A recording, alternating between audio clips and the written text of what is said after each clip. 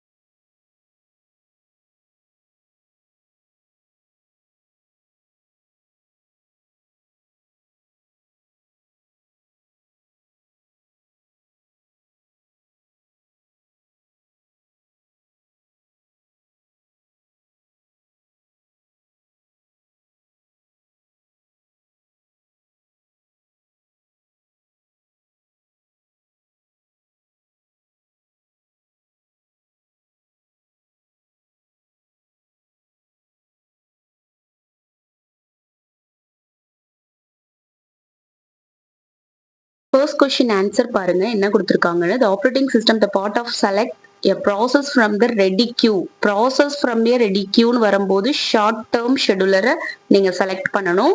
இதுவே ஆப்ஷன் ஏக்கு நான் என்ன கொடுத்துருக்கேன்னு பாருங்க. The long term schedulerல process the system from the job queue and loaded them into the memory. ஓகேவா?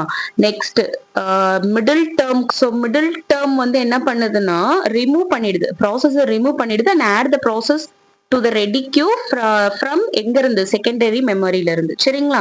நெக்ஸ்ட் கொஸ்டின் பாருங்க. which scheduling algorithms may leads to starvation. starvationனா long time wait. சரிங்களா? Long time wait பண்றது என்னது?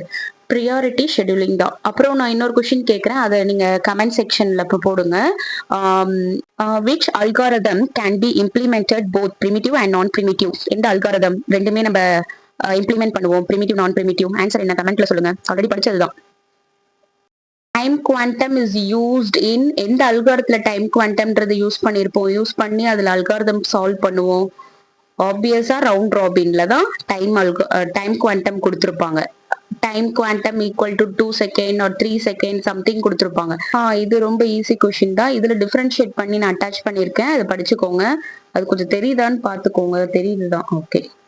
Which of the following is not type of process scheduling? என்னது எது type கிடையாது. Long short middle வந்து அதோட டிபெண்ட் ஆனது. ஃபேர் ஷெட்யூலிங் வந்து ப்ராசஸ் ஷெட்யூலிங்ல வராது. சரிங்களா? ஃபிஃப்த் ஒன் பாருங்க. இன்டர் ப்ராசஸ் கம்யூனிகேஷன் வந்து அலோஸ் த ப்ராசஸ். என்னென்ன ப்ராசஸ் அலோவ் பண்ணுது? சிங்க்ரனைசேஷன் ஆக்ஷன் பண்ணும், communicate with each other, then share the data. So all the above. அதுதான் ஆன்சர். நெக்ஸ்ட் பாருங்க. Seventh one, the client.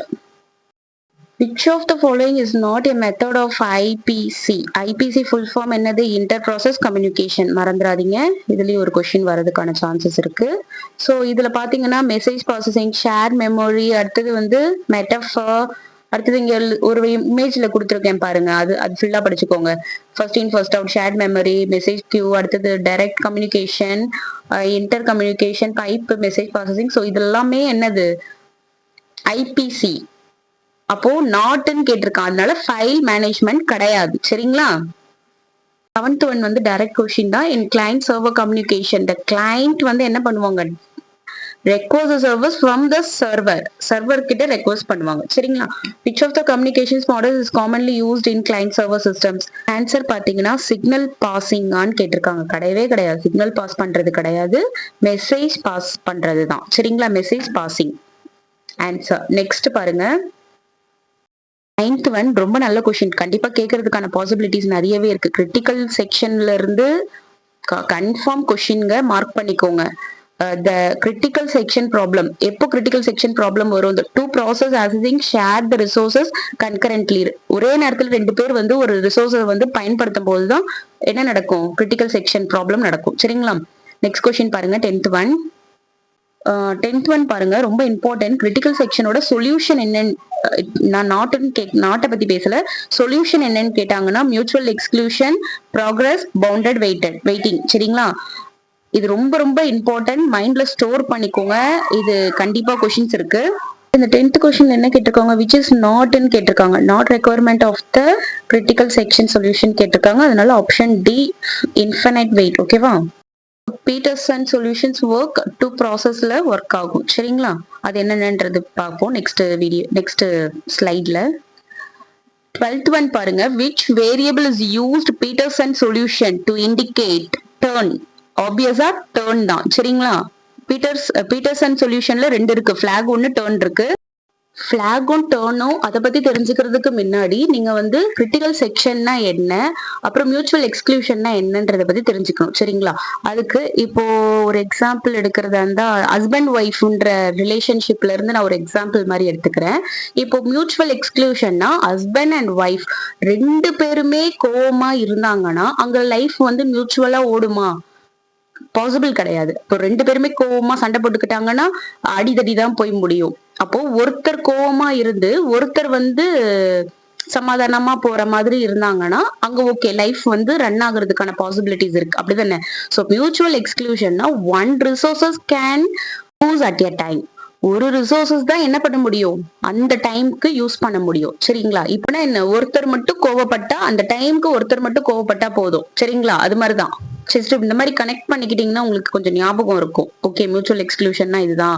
Mutual எக்ஸ்க்ளூஷன்னா என்ன? மியூச்சுவல்னா ரெண்டு பேர் ஹஸ்பண்ட் ஒய்ஃப் இருக்காங்க, ஒருத்தர் அமைதியா போயிடணும், ஒருத்தர் கோவப்படணும். அப்போ ஒன் ரிசோர்சஸ் தான் ரியாக்ட் பண்ணணுமே தவிர ரெண்டு ரிசோர்சஸும் அட் அ டைம் ரியாக்ட் ஆச்சுன்னா அங்க மியூச்சுவல் எக்ஸ்க்ளூஷன் நடக்குமா? அப்போ என்ன ஆகுது? கிளாஷ் ஆயிடும், டெட்லாக் ப்ராசஸ் மாதிரி ஆயிடும். புரியுதா? இந்த கிரிட்டிக்கல் செக்ஷன் என்ன ப்ராசஸ் பண்ணுது அப்படின்றதுக்கு முன்னாடி அதுக்கு ஒரு குட்டி ஸ்டோரி மாதிரி சொல்லிடுறேன். அப்போ இன்னும் ஞாபகம் இருக்கும்ல உங்களுக்கு.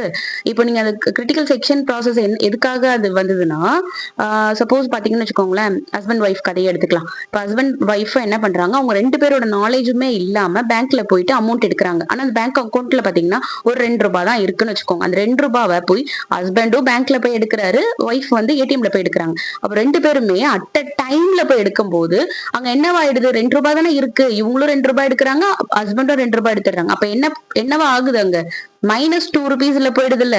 ஸோ அந்த மாதிரி மைனஸ்ல போகும்போது அந்த மாதிரி ஒரு கிரிட்டிக்கல் ப்ராப்ளம் வராம இருக்கிறத தவிர்க்கிறதுக்காக இந்த கிரிட்டிக்கல் சொல்யூஷன் நம்ம கொண்டு வந்தாங்க. சரிங்களா? கிரிட்டிக்கல் செக்ஷன்ல என்ன பண்ணுது, ஒன் ப்ராசஸ் ஒன்லி அலௌடு. சரிங்களா? அலோவ் பண்ணும். ஒன் ப்ராசஸ் ஒன்லி எக்ஸிக்யூட் ஆகுறதோ அலோவ் பண்றதோ எல்லாமே நடக்கும். ரெண்டு ப்ராசஸ்லாம் நடக்காது. ரெண்டோ ஒரு மூணோ 4 ப்ராசஸோ நடக்குதுன்னா அது வந்து ரேஸ் கண்டிஷன் சொல்லுவாங்க. சரிங்களா? அது பின்னாடி வரும், நான் அப்புறமா சொல்றேன் அதை பத்தி. இப்போதைக்கு இது புரிஞ்சிருச்சா? இதுலதான் பிளாகும் டேர்னுன்ற ஆக்ஷன். பிளாக் பாருங்க, எ பூலியன் அரே. சரிங்களா? அது வந்து பிளாக் என்ன பண்ணுது, செக் பண்ணிட்டு என்டர் பண்ணும் கிரிட்டிக்கல் செக்ஷனுக்கு. சரிங்களா? அடுத்தது பாத்தீங்கன்னா டேர்ன் என்ன பண்ணுதுன்னா இன்டீஜர் வேரியபிள் தட் ஸ்டோர், இன்டீஜரோட வேரியபிள். இதெல்லாம் பாத்துக்கோங்க, இதெல்லாம் கீ பாயிண்ட். இதை வச்சுதான் வந்து உங்க கொஷினை மேக் பண்ணுவாங்க. ரொம்ப டீடைல்டா ப்ரோக்ராம் வைஸ் போறதுக்குலாம் பாசிபிலிட்டி கிடையாது. அதெல்லாம் நெட் செட்ல தான் கேட்கறதுக்கான பாசிபிலிட்டிஸ் இருக்கும். ஸோ இந்த அளவுக்கு நீங்க தெரிஞ்சுக்கிட்டா போதுமானதுதான். ஏன்னா ப்ரோக்ராம் வைஸ் கேட்பாங்கன்றது பாசிபிள். அப்ப இதுக்கும் அதுக்கும் உள்ள டிஃபரன்ஸ் இல்லாம போயிடும்ல. டிஆர்பி எதுக்காக நடத்துறாங்க, அப்புறம் பிஜிடிஆர்பி எதுக்காக நடத்துறாங்க, நெட் எதுக்காக நடத்துறாங்கன்ற இதுவே இல்லாம போயிடும். சரிங்களா? சோ அதனால இது வரைக்கும் தெரிஞ்சா போதும். நெக்ஸ்ட் பார்ப்போம். A semaphore that takes only 0 and 1 values called binary semaphore. Semaphore வந்து ரெண்டு டைப் இருக்கு. ஒன்னு binary semaphore, இன்னொன்னு வந்து counting semaphore. binary வந்து 0 and 1ஸ்ல வரும், counting வந்து signal and weightல வரும். சரிங்களா? A counting semaphore is mainly used for managing async the multiple instance of the resources. இதெல்லாம் டைரக்ட் கொஸ்டின்ஸ் தான், நீங்க அப்படியே படிச்சுக்கணும். நெக்ஸ்ட் கொஸ்டின் பார்ப்போம். இதுவும் சொல்லிட்டேன். செமாஃபோர் வந்து வெயிட் வந்து பி, சிக்னல் வந்து வி. வெயிட்னா மைனஸ் பண்ணணும், சிக்னல்னா பிளஸ் பண்ணணும். சரிங்களா? இப்போ வெயிட்னு கொடுக்க மாட்டான், வெறும் பி மட்டும் தான் கொடுப்பாங்க. அப்புறம் வி மட்டும் தான் கொடுப்பாங்க.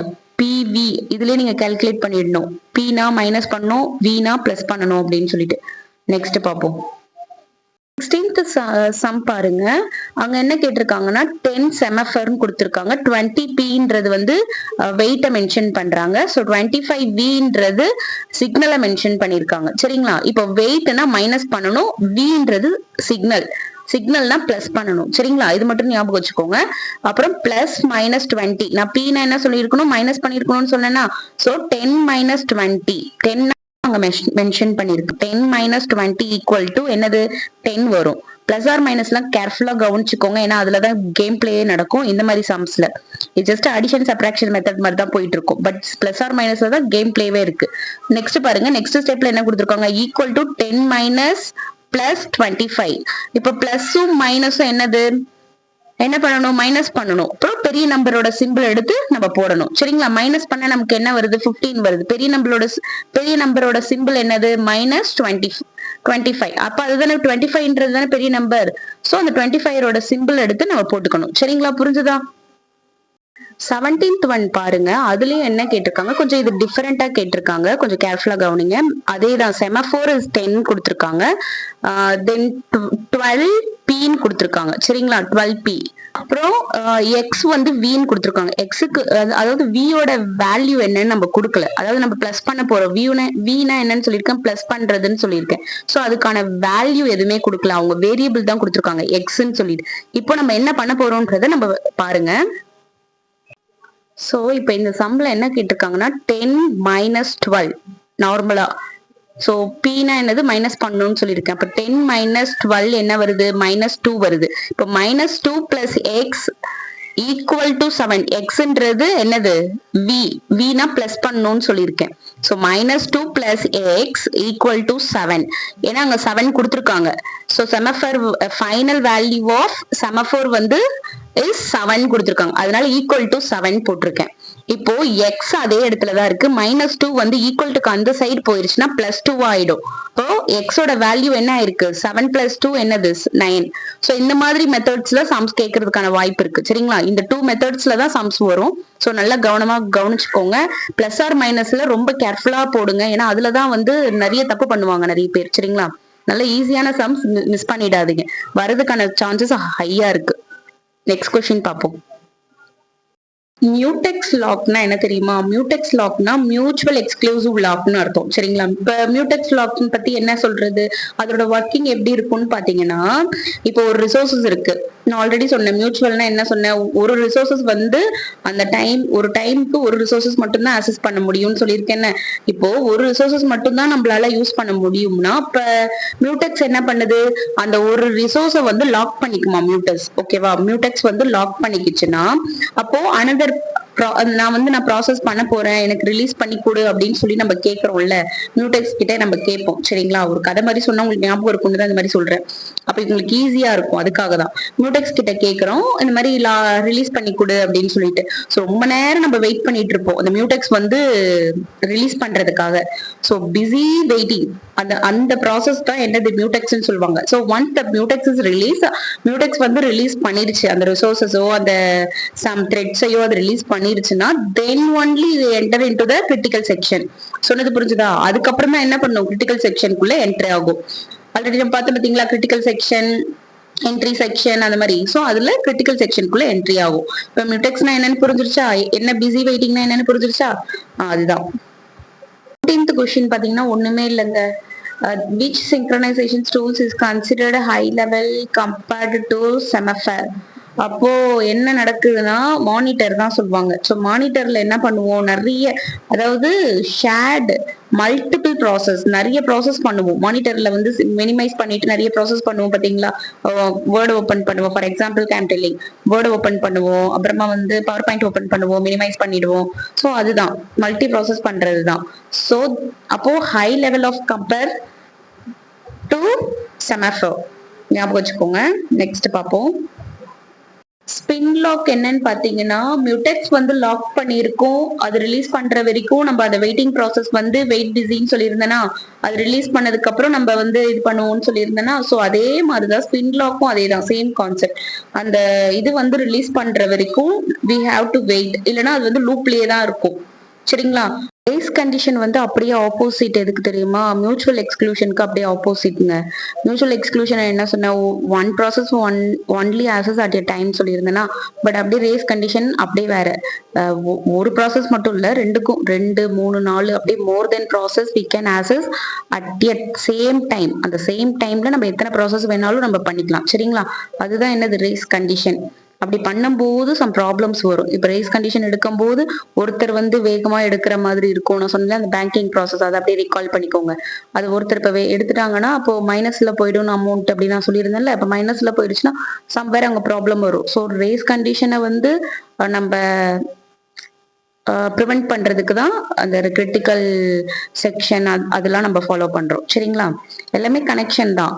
இதை பத்தி தெரிஞ்சுக்கோங்க. ரேஸ் கண்டிஷன்னா என்ன, மியூச்சுவல் எக்ஸ்க்ளூஷன்னா என்ன, கிரிட்டிக்கல் செக்ஷன்னா என்ன, அப்புறமா வந்து லாக் வெயிட், அப்புறம் மியூடெக்ஸ்னா என்ன, இதை பத்திலாம் கொஞ்சம் தெரிஞ்சுக்கோங்க. இதுல இருந்து தான் கண்டிப்பா கொஸ்டின்ஸ் வரும். இதை தாண்டி வேற எந்த கொஸ்டின்ஸும் கேட்க மாட்டாங்க. அப்படி யோசிச்சாலும் இந்த கனெக்ஷன் ப்ராசஸ், ஹஸ்பண்ட் ஒய்ஃபோட கனெக்ஷன் ப்ராசஸ்ல நீங்க யோசிச்சு பாருங்க, கண்டிப்பா கிளிக் ஆயிடும். சரிங்களா? நெக்ஸ்ட் கொஸ்டின் பார்ப்போம். 20th வந்து அதே கான்செப்ட்ல தான் கொடுத்துருக்காங்க. இப்போ நான் ரேஸ் கண்டிஷனை வந்து நான் அவாய்ட் பண்ணணும்னா எனக்கு என்ன தேவைப்படும், கண்டிப்பா கிரிட்டிக்கல் செக்ஷன். கிரிட்டிக்கல் செக்ஷன்னா என்னன்னு சொல்லியிருந்தேன், only one process can access. அப்போ எத்தனை நம்பர் ஆஃப் ப்ராசஸ் வந்து கிரிட்டிக்கல் செக்ஷன்ல போட முடியும், 6ஆ 8ஆ 1ஆ? ஆப்வியஸா 1 தான். So answer is 1. Option C is the correct answer. Next 21 பார்ப்போம். What is the race condition in concurrency processing? Concurrency processing மேனேஜ்மெண்ட்டை பத்தி கொஞ்சம் படிச்சுக்கோங்க. அது ரிலேட்டட் நெக்ஸ்ட் கொஸ்டின்ஸ் வரும். அடுத்தது situations where the results depends upon the time of எக்ஸிகியூஷனை depend பண்ணி தான் இருக்குன்னு சொல்றாங்க. நெக்ஸ்ட் கொஸ்டின் பார்ப்போம். பாருங்க, data base management operator concurrently access share data இது மாதிரிலாம் வந்ததுன்னா, manipulating the process data base அப்படின்னு வந்துச்சுனாலே கன்கரன்சி மேனேஜ்மெண்ட் தான். சரிங்களா? Concurrency management. ஸோ இந்த கொஷினுக்கு வந்து நீங்க கமெண்ட் செக்ஷன்ல ஆன்சர் போடுங்க. இதுக்கான ஆன்சர் என்னன்னு சொல்லிட்டு ஒர்க் அவுட் பண்ணி பாருங்க, உங்களால போட முடியுதான்னு சொல்லி.